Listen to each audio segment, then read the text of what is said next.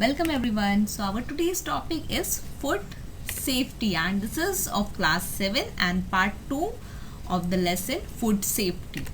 Okay, so how and where is food wasted? So let's find out answer of this question in our today's session. So let's start a video. Alright, so with the help of science and technology, India has shown great progress in the production of various foodstuffs like cereals, fruits, vegetables, fish, as well as milk and milk products. Even so, many people in our country and all over the world face the problem of hunger, and many do not get even one meal a day. And hence it is our duty to prevent wastage of food wherever it takes place. So our today's topic is related to food wastage only. Alright, so it is our duty to prevent food wastage wherever it takes place. Okay, so in food wastage we have two types, that is quantitative wastage of food and next we will cover in the next slide. So first let's understand what is quantitative wastage of food. So student, by looking at the quantitative word only we can understand that quantity of the food, large quantity or large amount of a food is getting wastage. So let's understand this. Wrong methods of farming like hand sowing of seeds, inadequate threshing, inadequate threshing means separating of the grains from the fields, okay, and improper storage and wrong method of distribution as a result are some reason for quantitative wastage of food. So these all four reasons are there for quantitative wastage of food. And beside, much food is wasted as a result of the custom of offering and serving too much food to guests at traditional feasts or banquets. And had it not been wasted, all this food could have met the need of many others. So we should use the food only in the required quantity or required amount. We should not waste large amount of food. Alright, so here now we have to study about the qualitative wastage of food. That means the quality, that means the color, texture and whatever it is there, it getting wastage. Okay, so using wrong methods of protecting food, excessive use of food preservative. Now preservative, that means we are using the preservatives like sugar, salts in to keep the food for a fresh for a longer duration of time. So these are the food preservatives. So excessive use of food preservatives and overcooking, washing the vegetables after cutting them.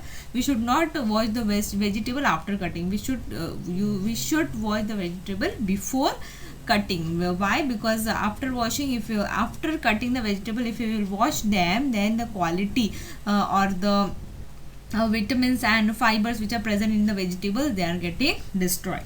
Okay, mishandling of fruits like grapes and mangoes, miscalculation of the time required to transport food from producers to consumers. So these are some of the causes of qualitative wastage of food. That means this should be minimized to keep the food in the best quality.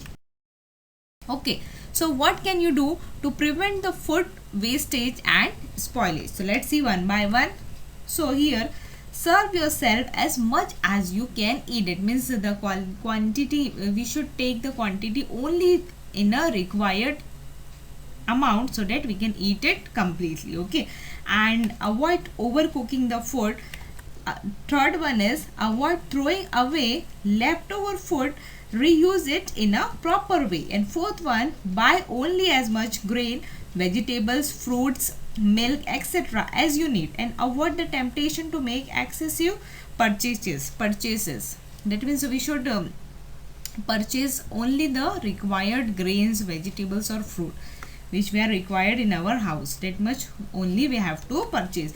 And store grains and other perishable food stuffs like vegetables, fruits, milk, etc. using proper methods. And check the expiry date of bottled, canned, packed food and use within that time. Eat all the food that you have served yourself. So these all are the measures to which we can use to prevent the food wastage and spoilage. Alright, so next is food protection and food preservation. So let's understand the difference between these two. So food protection is the prevention of food spoilage by microbial growth and infestation by pest is called food protection. That means the protection of the food from microbial growth. That means the microorganism which are growing on the food. And infestation by pest is called as a food protection. And infestation by pest means growth of insects on the food. Okay, so these two major are there. So prevent the food from microbial growth, and that means microorganism, and infestation by pest, that means to prevent the food from growth of the insect on the food. Okay, so this is a food protection. And next is use of various preservatives to prevent for a long period of time food spoilage due to internal factor is called as a food preservation. That means we have to use the preservatives like salts are there. We are using the salts in jams. Okay, and sugar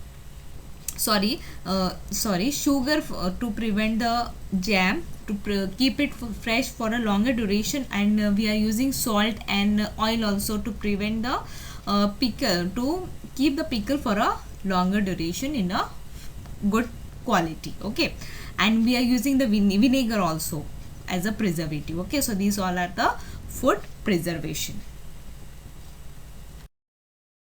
Okay, so next are the methods of food protection. So there are different methods of food protection. Let's see one by one. Okay, so first one is freezing. So biological and chemical reaction in food materials are slowed down at low temperature. As a result, food remains in good condition for a longer duration. That is why refrigerators are used in the kitchen, just to keep the food fresh for a longer duration of. And next method of food protection is smoking. Now food is preserved with the help of a smoke, and aluminium phosphide is used in this method. So this aluminium phosphide is used to in a smoking to preserve the food for a longer time. And next method of food protection is use of insecticides. Now what are the insecticides? Okay, so malathion is sprayed on the gunny bags containing food grains. That means sometimes insects are growth of insects takes place on the grains. Okay, so just to avoid their growth, insecticides are used. And here malathion is the insect spray which are sprayed on a gunny bag. Just you can observe in the picture how the insecticides are sprayed on a gunny bags. Okay, so next method is use of inert gas, nitrogen gas. Now first of all, what is the inert gas? This inert gas cannot react with the another type of gases. So in this way also, if the nitrogen gas is used for the food protection. Okay, so nitrogen gas is filled in a airtight packets of potato, wafers and other food products, thus preventing the growth of a fungus and insect in them. So this nitrogen gas, it is an inert gas. That means this gas cannot react with the another gases, just to preserve the food for a longer duration and keep it safe from the growth of a fungus and insects.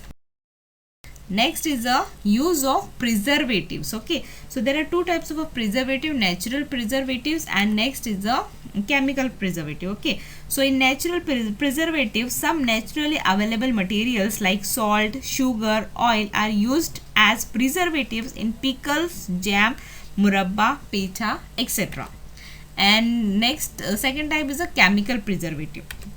Now acetic acid, that is vinegar, citric acid, sodium benzoate and some nitrate and nitrite salts are some examples of a chemical preservatives, and they are used in sauces, jellies, jams and in packaged ready to cook vegetables and ready to eat foods, etc. These preservatives keep the food safe for a very long duration of a time.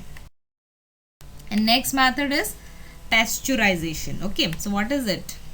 So this method involves heating the milk or other similar foodstuffs up to a certain temperature. For example, milk at 80 degrees Celsius for 15 minutes and cooling it quickly.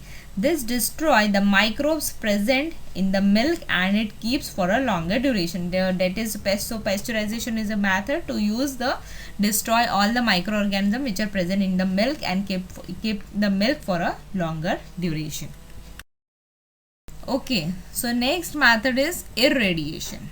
Okay, so what is it? So in this method, food is exposed to ionizing radiation such as a high energy electrons emitted by accelerators, X-rays, gamma rays emitted by radioactive isotopes, etc. And this process destroy the microbes, that means microorganism and insects, etc. Shelf life of fruits increases due to increasing ripening period, and the shelf life of potatoes and onions increases due to slow down sprouting. So students, these all are the methods, different methods of food protection.